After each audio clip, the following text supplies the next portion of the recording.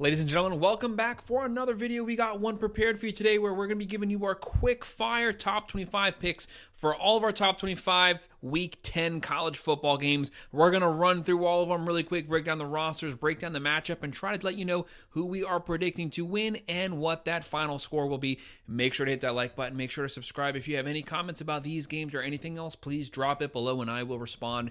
Every week we go over every single college football game, both the non-top 25 as well as the top 25 matchups, and we also break down every NFL game. We look at money lines, spreads, over-unders. If you are a football fan, if you are a sports fan, make sure that you hit that like button. Make sure you're subscribed to the channel so you can follow along with us. So this is our quick fire picks and predictions for all of these top 25 week 10 matchups. And getting things started for us is a Friday night game on November 1st at 8 p.m. We have 3 and 4 San Diego State, Fox Sports versus number 15 Boise State, 6-1. Boise State has a 95.1% chance to win this game. Pretty big favorites here, 23.5 point favorite, over-under is 56.5.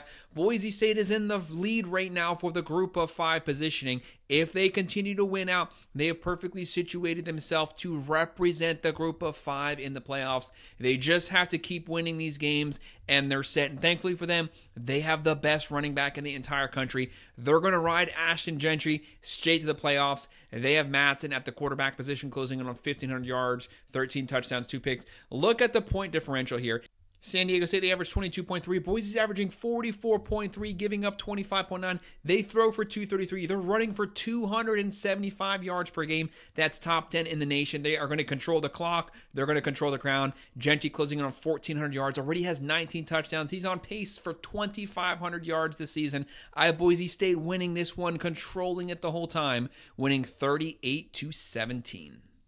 And then moving on to Saturday, we have the game of the weekend. This should have been a nighttime game, should have been a whiteout, but Fox wanted to schedule it for the big noon game. At 12 p.m. on Fox, we have number 4 Ohio State 6-1, that lone loss to the Oregon Ducks. They'll be playing number 3 Penn State, undefeated 7-0. Both of these teams are situated to make the playoffs right now. Even if Penn State loses this one, there's only 5 games left for them counting this game. If they drop any more than 2, they're out. But if they go 3-2, they're still in the playoffs. A 10-2 team from the Big Ten will make the playoffs. Penn State's the underdog here at home. The Buckeyes have a 61% chance to win this game. 3.5 point favorites. The over-under is 46.5. We know who the Buckeyes are, the number 3 overall roster. They're averaging 40.3 per game, throwing for 290, running for 188. An elite defense.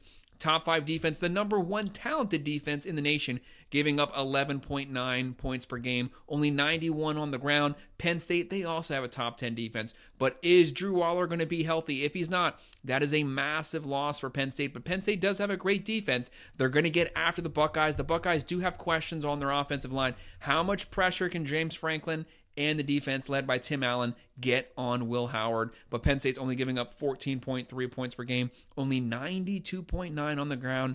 But the Buckeyes have Howard, they have Egbuka, Smith, Henderson, Junkins, multiple weapons, multiple ways they can beat you, but Penn State will counter that with their own 1-2 running back punch, Allen, Singleton. I have this game being close, but the Buckeyes pulling away fourth quarter. They win it 27-17.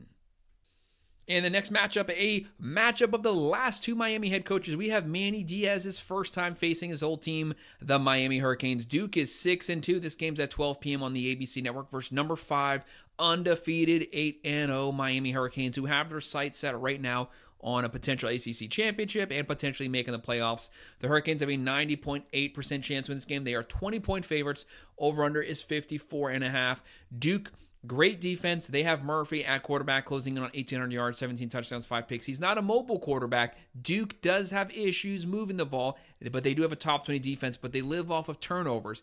If they don't generate turnovers in this game, will Duke still be able to generate enough points that's going to make them competitive with Miami? They average 26. They're giving up 18.6, but they're giving up 161 on the ground. That could be the difference maker here because Miami can beat you multiple ways. They have the number 1 scoring offense in the entire country. They average 46.8, throwing for 380, running for 194. If Duke gives them the ground game, Miami's going to run it right down their throat. That's exactly what they did versus Florida State. But if Duke tries to stack that line, Miami's going to pick them apart. The number 1 passing quarterback, Ward, closing in on 2,800 yards, 24 touchdowns, 5 25 picks. Miami's only giving up 21.5 points a game, only 97 on the ground. A top 10 offensive roster. Ward, Martinez, Restrepo, they can beat you multiple ways. Miami should dominate this game on both lines of scrimmage, but Duke's defense might keep it competitive early.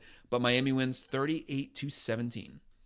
In a Service Academy matchup at 12 p.m. on CBS, 1-6 Air Force versus undefeated 7-0 Army, number 21 in the country. They have a 94.8% chance to win this game. Massive favorites over Air Force, 22.5 point favorite. The over-under here is 41.5. Army is cruising, led by Daly, closing in on 700 passing yards, 7 touchdowns, no picks, and he has almost 1,000 rushing yards on the ground. He already has 26 total touchdowns. This guy is lighting it up. Army runs the triple option. They're going to run it. They're going to run it nonstop. They have a top 10 rushing offense. They're going to control the clock with the triple option, keep the other team's offense off the field. They're already averaging 40.4. They're only giving up 12.4 points per game. That's crazy. They throw for 100.6. They're running for 359. They're averaging just under 500 yards of total offense. Air Force only averages 15.3. They should not have a chance this game. I have Army winning this one, dominated, winning it 37-13.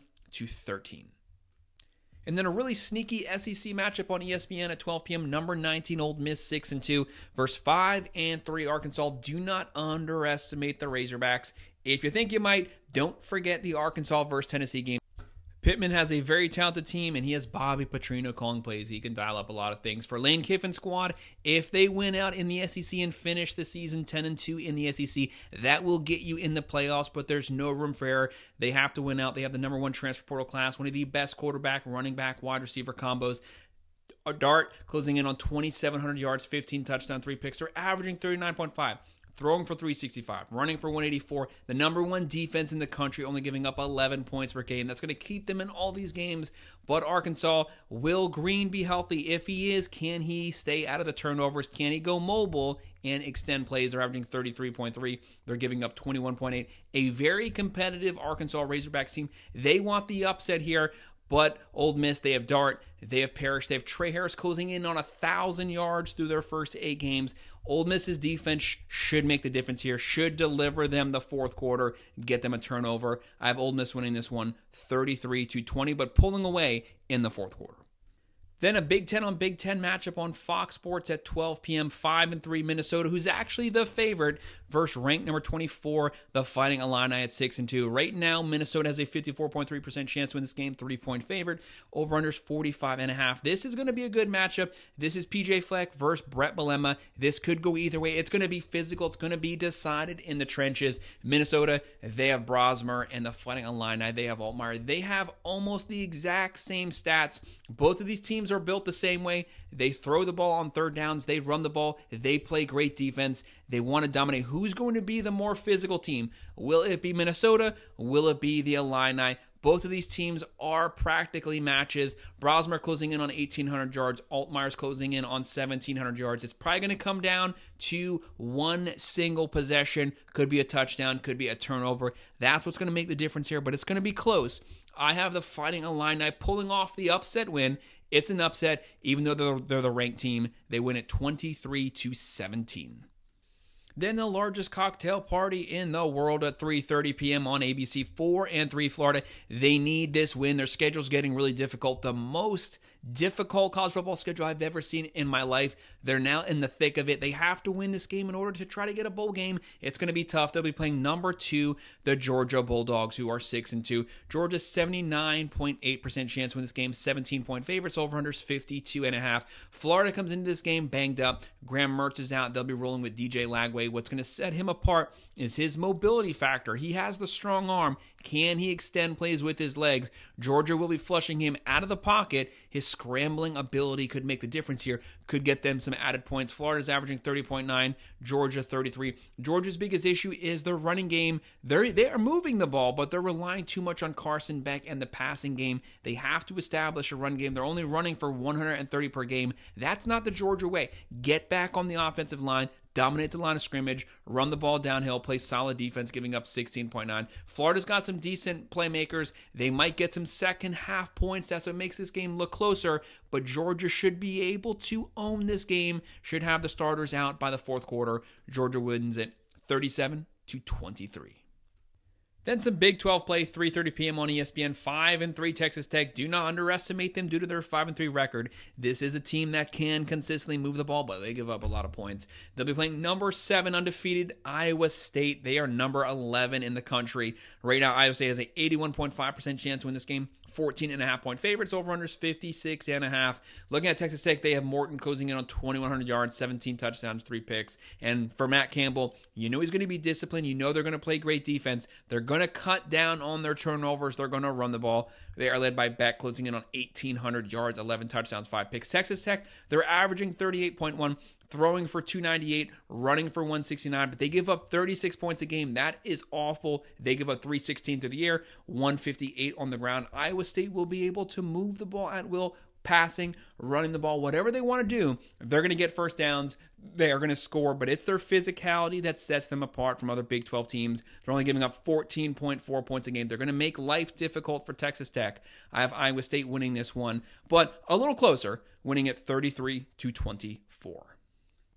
And then on Peacock at 3:30, number 13, Indiana 8-0. Undefeated in the Big Ten, and they're only number 13. Indiana wants some respect. Cignetti wants to win every game in dominating fashion, continue to move up that top 25 poll. They'll be playing 4-4 Michigan State. Right now, Indiana has a 83.4% chance to win this game. They are 8-point favorites here. The over-under is 51.5. Indiana's going to be without their star quarterback, Rourke. He has 2,000 yards, 15 touchdowns, 3 picks. They're going to be rolling with Jackson again. Jackson showed you can win with Jackson. He can throw the ball, but he also has the mobility factor, loves to scramble, but Indiana's run game, that's the difference maker here. They don't need the quarterback to throw the ball. They're going to line up. They're going to run it downhill at you. They're the number 2 scoring offense in the country. They average 46.5. They throw for 293. They run for 200.6 yards per game. They're going to have no issue, no matter their quarterback. They will be able to move the ball because they have the run game and they have a defense only giving up 14.1 points a game. That's going to generate them turnovers. That's going to get them quick stops. It's going to keep the other team backpedaling the whole game. They have the playmakers. Look for a steady dose of Ellison on the ground. I have Indiana winning this one 31-17. And then at 3:30 p.m. on Fox, we have number 17 Kansas State coming in at 7-1 versus 3-5 Houston. Kansas State, 84.4% chance to win this game. They are 12.5-point favorites. The over-under is 46.5. Kansas State has one conference loss. That was to BYU. Only one conference loss. There's 4 games left counting this game.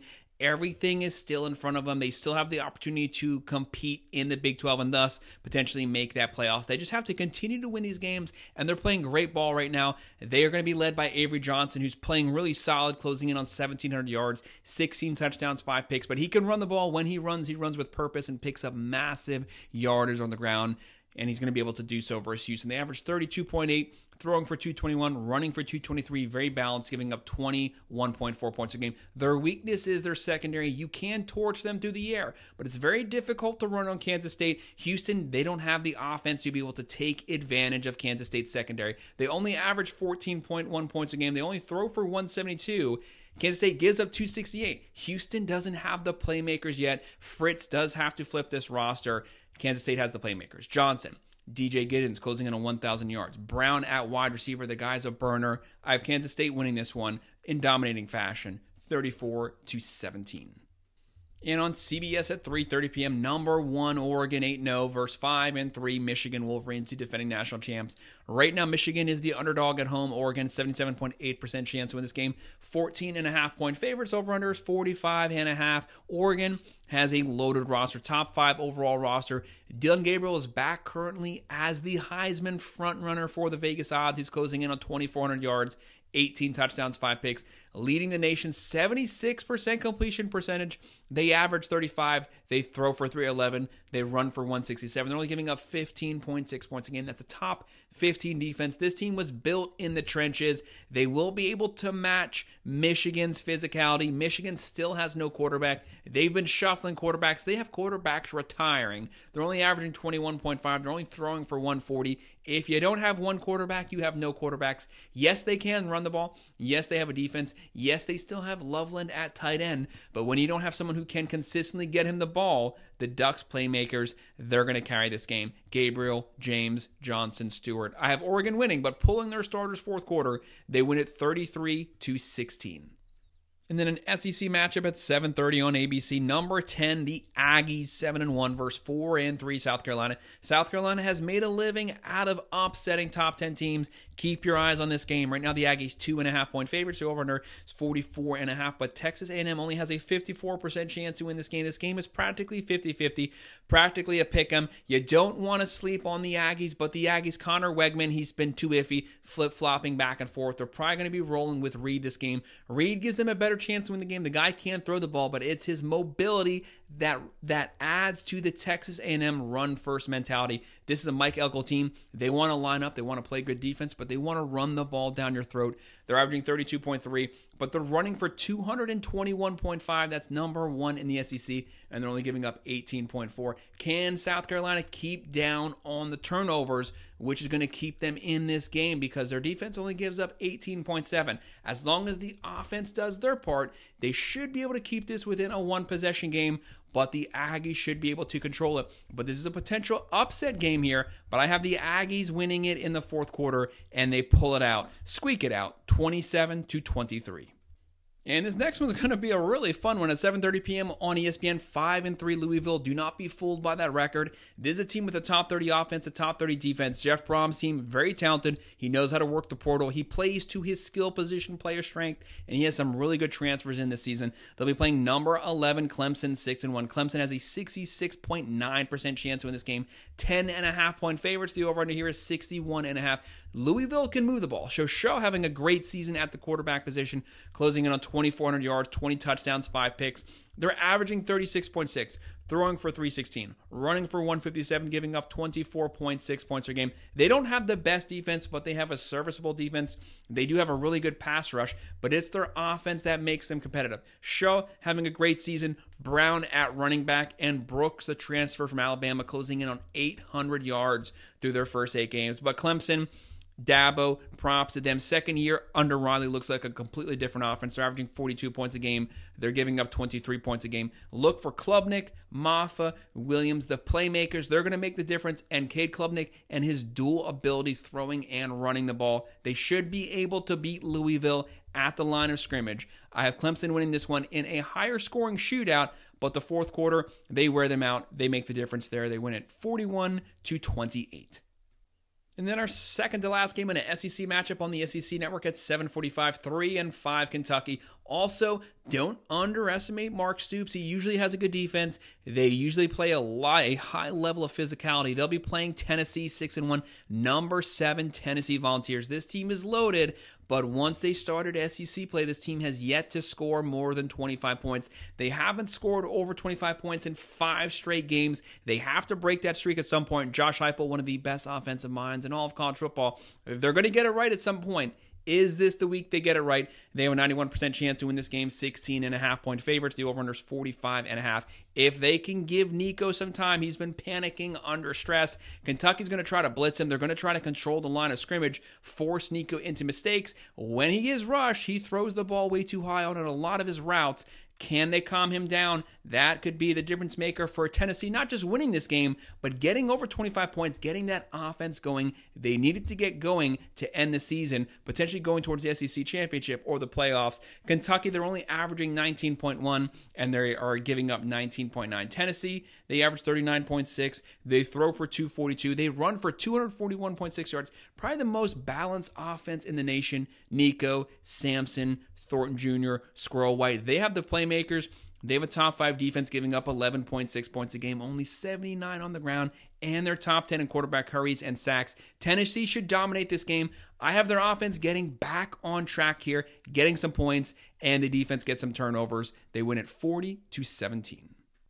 And then at 8 p.m., our final game on the ACC Network, our top 25 on top 25 matchup. Number 18 Pitt, 7-0 undefeated. They also want some respect. They want to be higher in the top 25.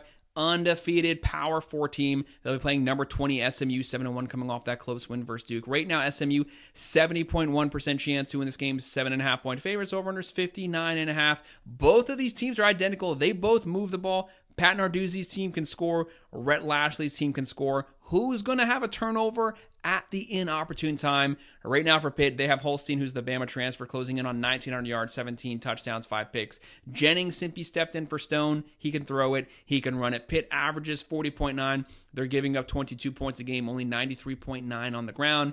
SMU, they average 39.1. They're giving up 21.4. They give up 88.4 on the ground. These teams are identical statistically. It's going to come down to that fourth quarter. It's going to come down to one play. It's probably going to come down to the final possession of this game. This game is going to be a potential shootout, and I'm going to put my money on the upset. I have Pitt winning the upset game here, remaining undefeated, winning this one 34-31. So that's our quick picks for all of our top 25 matchups for week 10 of the 2024 college football season. Make sure to hit that like button. Make sure you're subscribed so you can follow along with us. Thanks.